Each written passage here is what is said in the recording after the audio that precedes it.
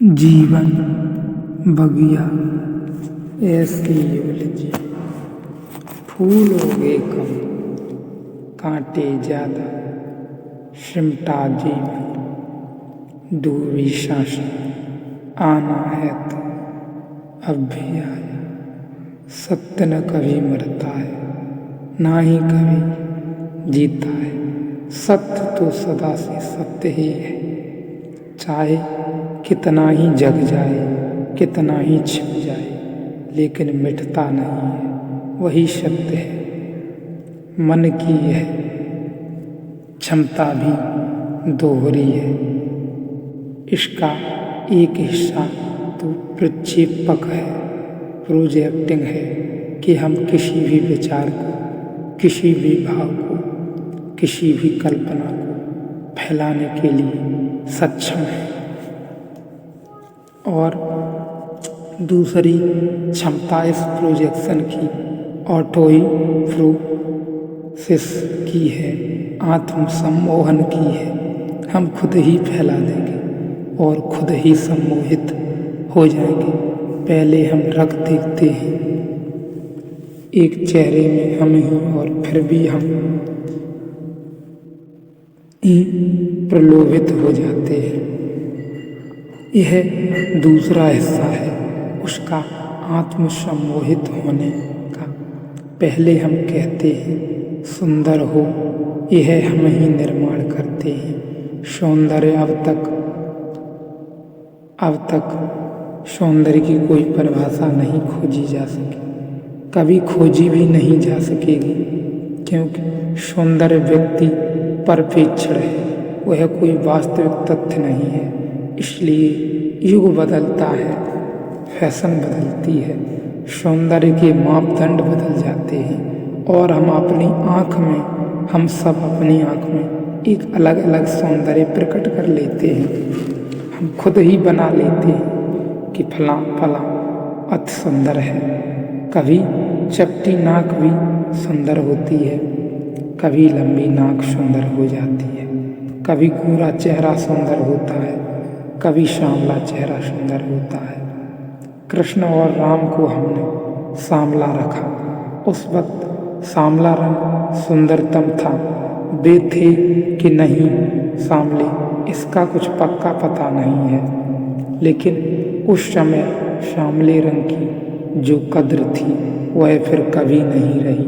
सांवले में ही सलोनापन था उस समय, इसलिए कृष्ण को हम गोरा नहीं बना पाए।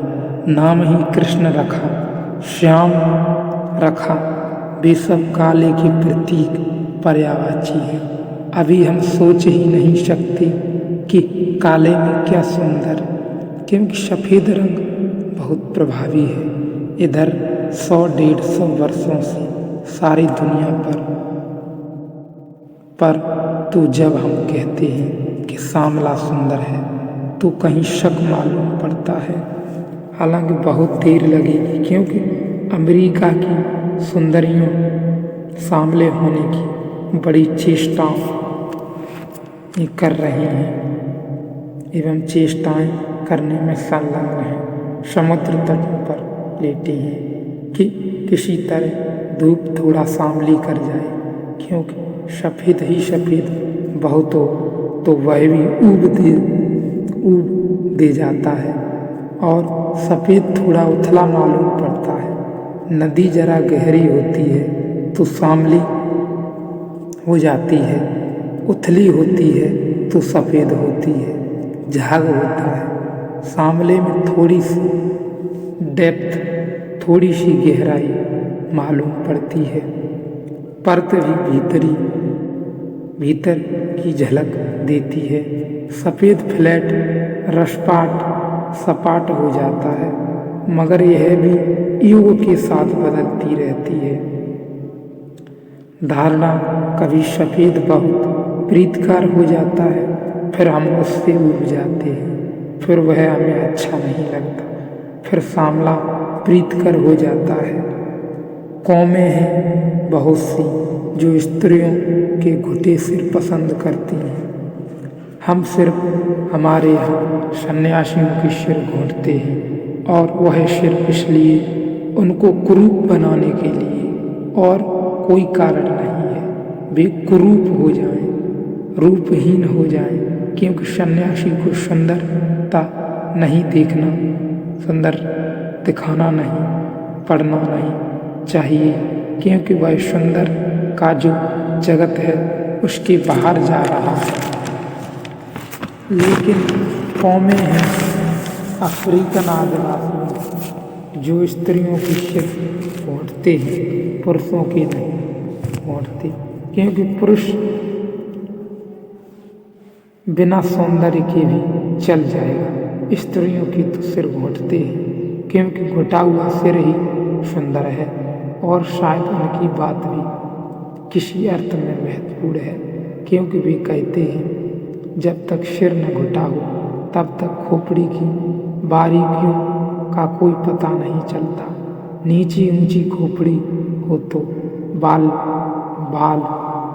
बालों को ढकी रहती है, तो कुरूप खोपड़ी भी ढकी रह जाती है। जब खोपड़ी बिल्कुल साफ होती है तब पता चलता है कि सच में आकार है, उसमें अनुपात है, अन्यथा धोखा हो सकता है। क्या है सौंदर्य? हम ही प्रक्षेपित हैं, हम ही प्रक्षेपित करते हैं, हमारी ही धारणा को हम फैलाते हैं, फिर हमें सुंदर दिखाई पड़ने लगता है, और सुंदर से हम फिर मोहित हो जाते हैं। हम ही सुंदर को देखते हैं और हम ही सुंदर से मोहित हो जाते हैं। हम ही सुंदर को बनाते हैं, क्योंकि वह वास्तविक सुंदर नहीं है, वह तो केवल आकार का रूप है। तो पहले तो हम प्रक्षेपण कर लेते हैं, एक बात को पर्दे पर पहुंचा देते हैं, अपने ही भीतर कर लेते हैं, अपने ही भीतर से निकाला हुआ भाव पर्दे पर खड़ा कर लेते हैं, खुद ही निर्मित करके खुद ही उस केंद्र पर खड़ा कर लेते हैं, और फिर उससे ही मोहित हो जाते हैं। आप कभी आईने के सामने खड़े होकर खुद से ही मोहित हुए हैं तो आपको पता होगा कि क्या मैं कह रहा हूँ। यूनान में कथा है एक नारसिसस की कि उसने झील में झांक कर देखा अपने को और मोहित हो गया और अपने ही प्रेम में पड़ गया।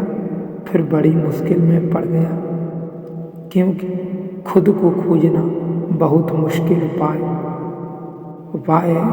कहाँ खोजे खुद को? सारी जमीन खोज डाली उसने, लेकिन वह चेहरा फिर नहीं दिखाई पड़ता है जिसके प्रेम में पड़ गया है।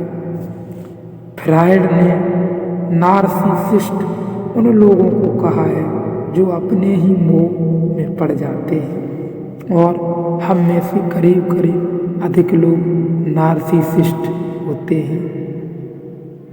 वे नार्सिसिस जैसे ही होते हैं। हम सब अपने ही प्रेम में पड़ जाते हैं, कहते हैं भला न हो, कहते हैं भला न हो। बायरन जैसा आदमी सैकड़ों स्त्रियों के प्रेम में पड़ता है, कहता भला न हो, लेकिन मनुष्यविद कहते हैं कि वह सैकड़ों स्त्रियों के प्रेम में इसलिए पड़ता है कि हर बार स्त्री उसे कहे कि बहुत सुंदर है। बस इस आश्वासन के लिए यह तलाश अपनी ही शक्ल को प्रेम करने की है। यह ठीक से समझ लेना जरूरी है।